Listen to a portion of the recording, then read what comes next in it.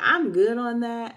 I don't need no more lessons on that. You don't have to worry about me spinning the block on that or anything like that. Like, I don't want to encounter people who want to continue to cause harm towards me in any shape or form.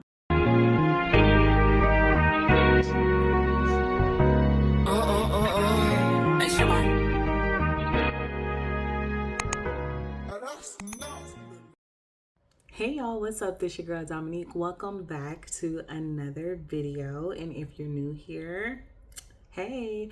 And if you're coming back, thank you so much. I greatly appreciate you. Today I wanted to talk about how the body keeps the score. Okay, this is a book that I read a few years back, but I want to talk as it relates to dealing with trauma, okay, and things that you're still healing or working through.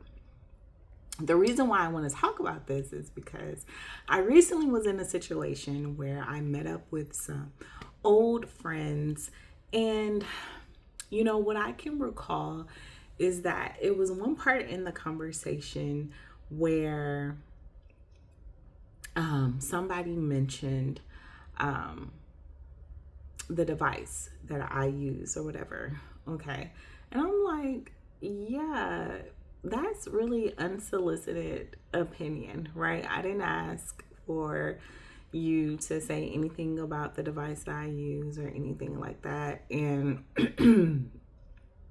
what does it matter anyway? Like, how old are we? And mind you, I've known these people for a long time. So then it kind of makes me wonder, are long-term friendships even worth it as you get older and you evolve and you become a person that is just trying to heal from trauma and wounds and past hurts? Like, is it even worth it? Because in that moment, although that person said that they were joking, the thing is, I know that they wouldn't joke with the other person that was at the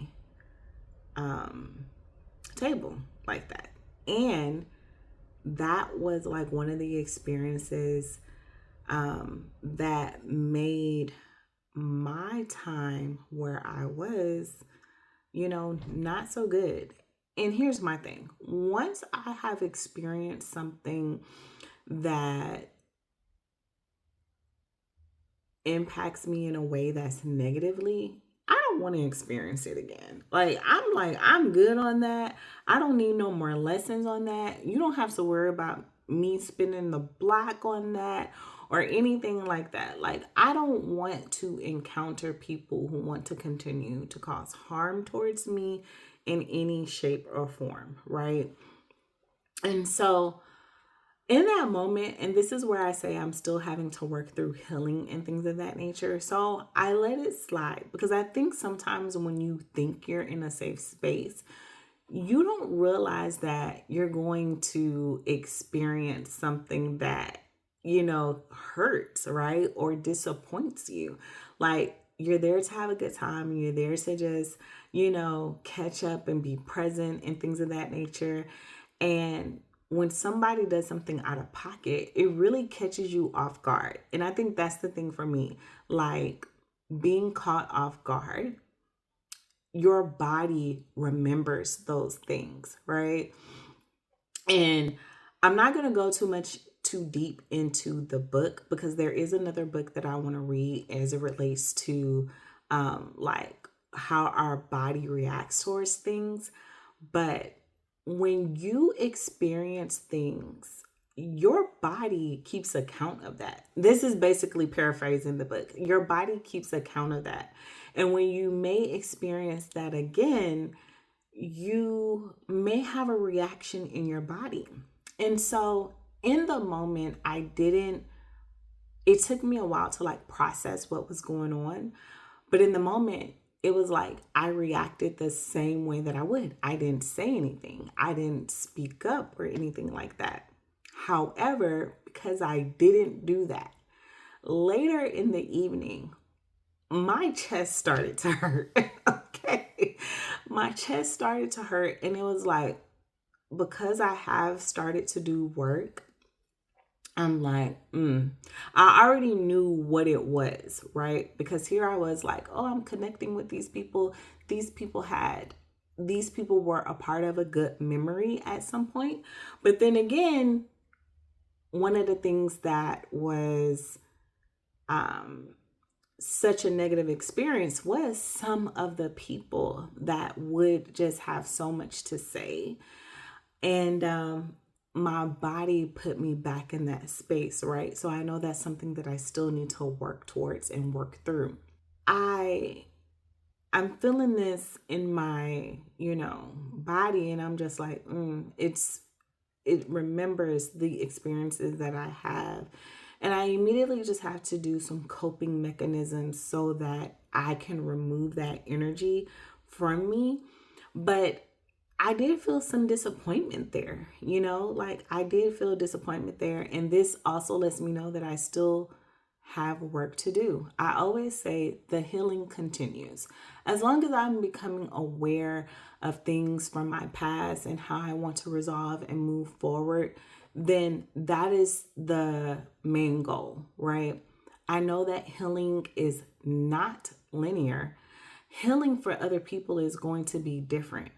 But as it relates to like my body reacting, I know that it's because that reminded me of a past experience of people making fun of me and being judgmental and critical and thinking that it's funny when in honesty it's not, right? You don't know what somebody is going through. You don't know the lack of resources someone have and things of that nature. And we really just need to show more loving kindness. Matter of fact, that's what it says anyway. If I don't do nothing else with my being, loving kindness is all that.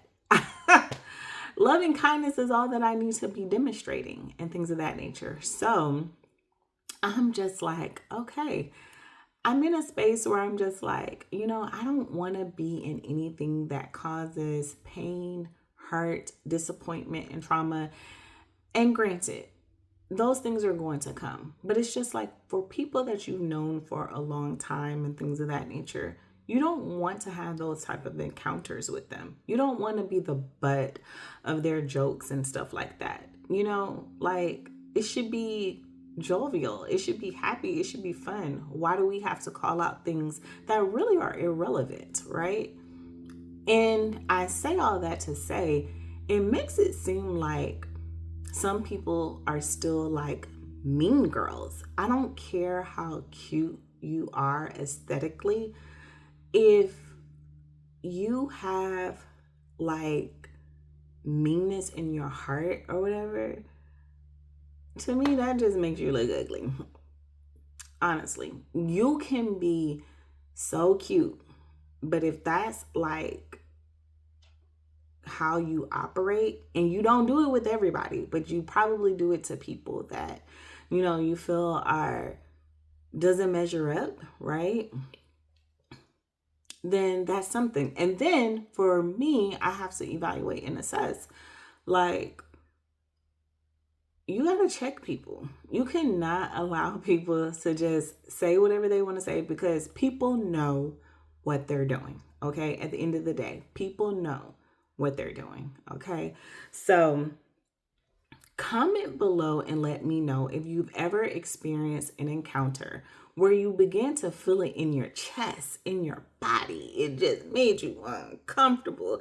You was like, in your mind, it was like, is it safe here? Should we go here? Should we go? You get into the flight, freeze, fawn, you get into all of that. Like, let me know in the comments below if you've ever experienced that. I would love to hear your perspective on things, and just let me know that I'm not in this alone. Or what are some of the things that you say? Do you set a boundary? Do you be like, okay, like, give me some tips? I want to know.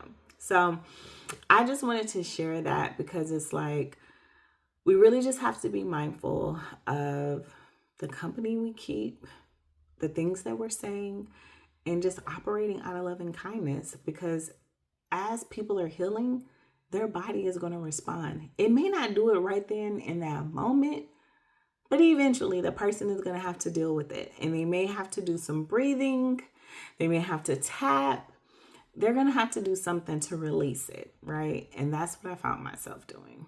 So my body kept the score on that one. But the healing continues, and we'll still work through our healing, and we'll still continue to work in areas that we need to work in. So thank y'all so much for watching this video. Make sure you subscribe, comment, and like, and share this video with someone that you may feel needs it, especially if they're on their healing journey. All right, until the next time, talk to you later. Bye.